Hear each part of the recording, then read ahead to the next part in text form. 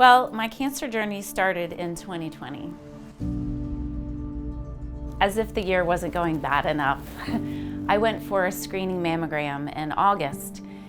And this was my 5th screening mammogram. I was 45. I really have no risk factors for cancer, so thought, no problem, in and out. They don't even keep you anymore to preliminary look at it. And so I left, thinking everything was fine. And a couple days later, they called me back and said, oh, you need to come back for some more images. I went the next week for my next pictures, and I stayed for an ultrasound.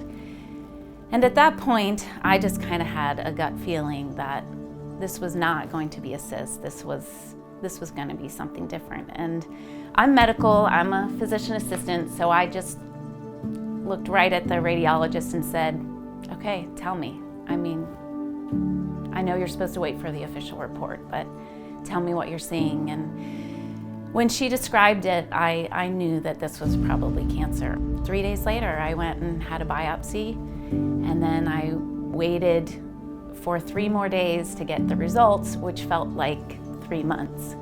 So then on August 24th, I had my official visit where they told me and my husband, and my mom was with me, that I had breast cancer. And I don't know, they started talking all kinds of stuff, and honestly at that point, you're not hearing much. You don't hear much after they say cancer.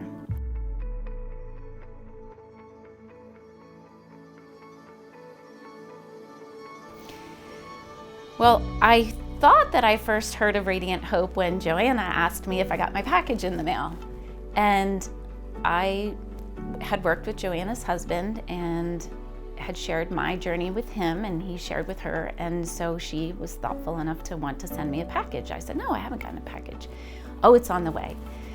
So I did end up getting a package in the mail, and it was right after my surgery, so I was still home, just trying to recover and trying to take all of this in. And you know, I opened up my little package, and it was just so sweet and thoughtful. But to me, the thing that stood out the most is that the package had been prayed over.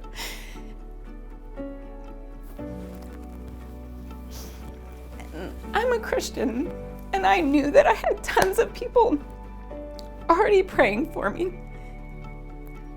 But to have strangers praying for me, and just to have that reminder that you're not alone in this, and that the God of the universe who created you is watching you, and he's over you in all of this, and he has this.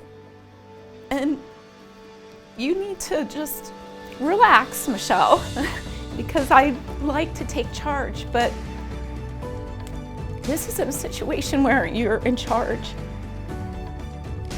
And so it was just a reminder that I needed to put my hope and faith and trust in God. And so I keep these little cards that came in my package, and they have little Bible verses on them.